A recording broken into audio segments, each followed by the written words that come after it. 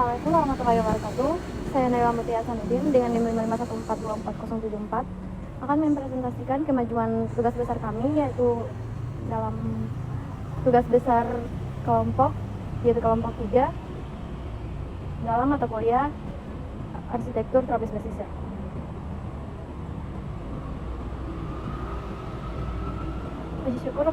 Puji syukur kami panjatkan kepada Allah Subhanahu wa Ta'ala yang telah memberikan rahmat dan hidayahnya sehingga penulis dapat menyelesaikan penyusunan makalahnya berjudul Makalah Pemetaan Nilai-Nilai Budaya dan Kearifan Lokal sebagai Dasar Perancangan.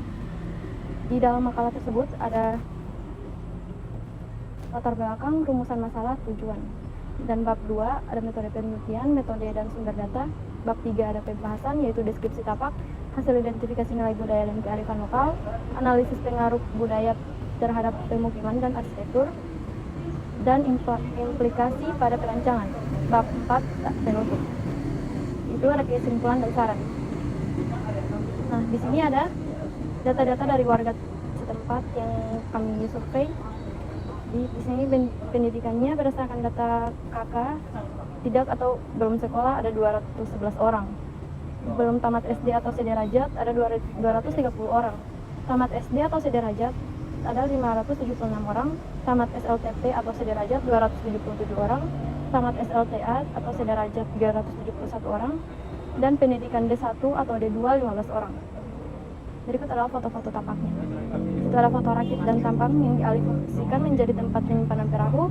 Gambar 3.2 ada gambar perahu para nelayan. Gambar 3.3 ada gambar lapangan sepak bola.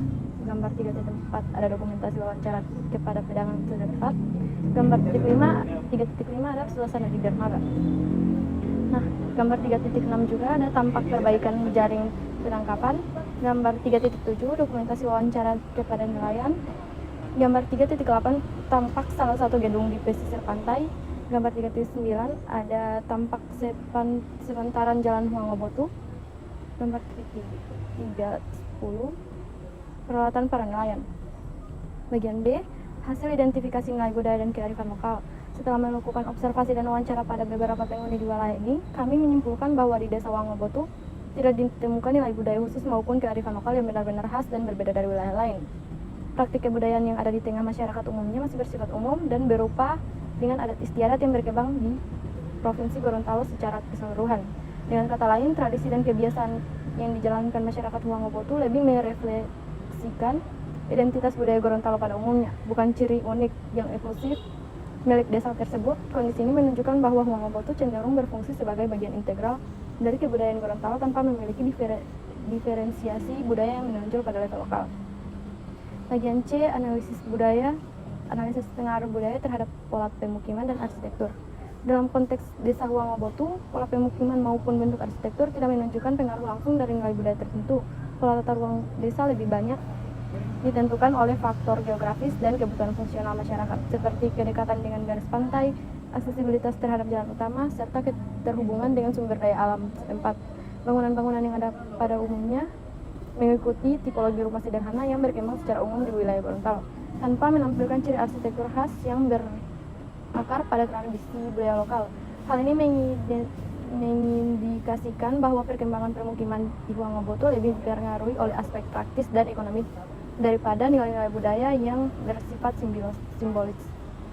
Bagian D ada implikasi pada perancangan. Meskipun Desa Huanggobotu tidak memiliki nilai budaya khas yang secara langsung mempengaruhi pola arsitektur, aktivitas ekonomi nelayan dan pedagang kecil dapat dijadikan dasar pertimbangan dalam keputusan desain. Pertama, zoning kawasan perlu memperhatikan keterhubungan antara dermaga, tempat pelelangan ikan, dan area permukiman. Pemukiman nelayan sebaiknya tetap dekat dengan akses laut dan fasilitas pelelangan. Sementara area perdagangan kecil dapat difokuskan pada jalur sirkulasi utama yang menghubungkan permukiman dengan dermaga. Kedua, orientasi bangunan dapat diarahkan untuk memaksimalkan akses ke dermaga dan jalur distribusi hasil tangkapan, sekaligus memperhatikan arah angin dan pencahayaan alami sebagai bagian dari adaptasi iklim tropis. Ruang publik sebaiknya ditempatkan di sekitar dermaga atau area pelelangan, karena lokasi tersebut berfungsi sebagai pusat interaksi sosial dan ekonomi masyarakat. Dengan demikian, ruang publik bukan hanya area rekreasi, melainkan juga memperkuat identitas desa sebagai komunitas nelayan. Ketiga, material bangunan dianjurkan menggunakan sumber daya lokal yang mudah diperoleh dan sesuai dengan karakter pesisir, seperti kayu tahan lembab, bambu, dan material ringan yang mudah diganti. Material ini tidak sekedar praktis, tetapi juga mencerminkan kearifan lokal dalam beradaptasi di lingkungan pesisir yang rentan terhadap kelembapan dan angin laut. Dengan pendekatan tersebut, meskipun Huang Oboto tidak memiliki tradisi arsitektur khas, keputusan desain tetap mampu mengintegrasikan pola kehidupan masyarakat nelayan dan pedagang kecil sebagai wujud dari budaya lokal yang fungsional.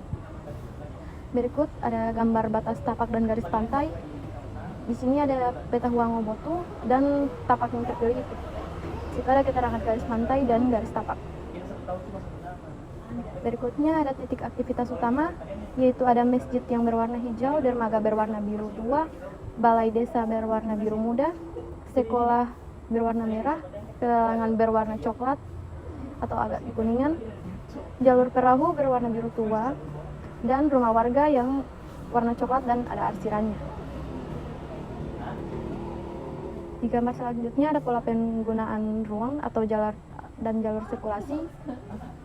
Yang berwarna merah adalah jalan raya, berwarna ungu jalan setapak, dan biru tua adalah jalur perahu. Yang selanjutnya ada mata pencaharian dan pola ekonomi. Yang warna coklat tua ada zona tambak, dan warna coklat agak muda adalah zona tangkapan. Nah, dan ini ya penutupnya. Kesimpulan dari hasil tersebut adalah hasil pengumpulan data melalui observasi dan wawancara menunjukkan bahwa Desa Huang Oboto memiliki karakteristik sebagai kawasan pesisir dengan aktivitas utama masyarakat pada sektor perikanan. Keberadaan dermaga, tempat pelelangan ikan, serta usaha kecil seperti warung menjadi pusat aktivitas ekonomi masyarakat. Yang bagian B, saran. Dalam merancang arsitektur di kawasan Huang Oboto, orientasi desain sebaiknya berfokus pada mendukung kegiatan ekonomi masyarakat pesisir.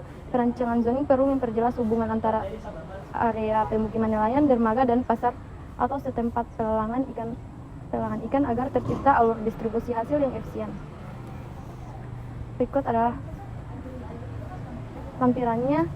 Ada sekilas wawancara dengan narasumber, yaitu wawancara pertama, apa ritual zaman dulu yang masih dilakukan zaman sekarang? Ada, yaitu doa turun berlayar, nanti ada Pak Imam yang akan memimpin pembacaan sholawat atau doa sebelum kapal berangkat. Yang kedua, apa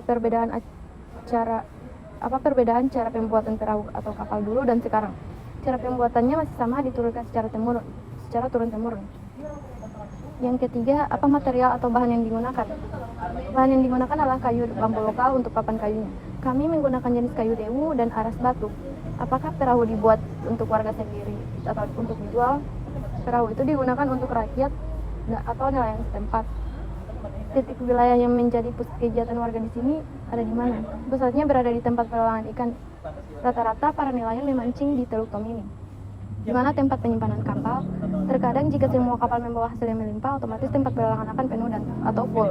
Makanya bos sering memberi saran, daripada tempat penjualan ramai dan padat di pelelangan, beberapa penjual atau nelayan akan menjual atau menyimpan ikan di tempat mereka masing-masing. Wawancara kedua, yaitu sehari-hari pekerjaan utama bapak atau ibu apa? Apakah masih banyak warga yang melaut di sini sebagai nelayan? Kalau ada tetangga, jawabannya adalah sebagai nelayan.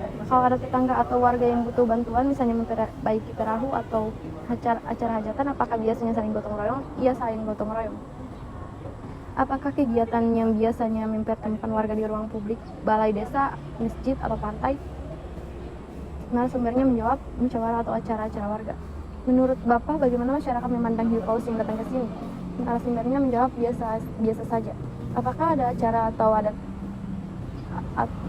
adat atau keagamaan di pesisir, misalnya doa laut, syukuran, atau perayaan tertentu?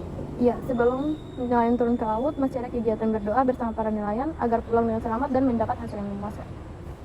Setelah presentasi dari saya untuk hasil pengamatan kelompok 3 pada mata kuliah arsitektur tropis pesisir. Sekian dari saya. Wassalamualaikum warahmatullahi wabarakatuh.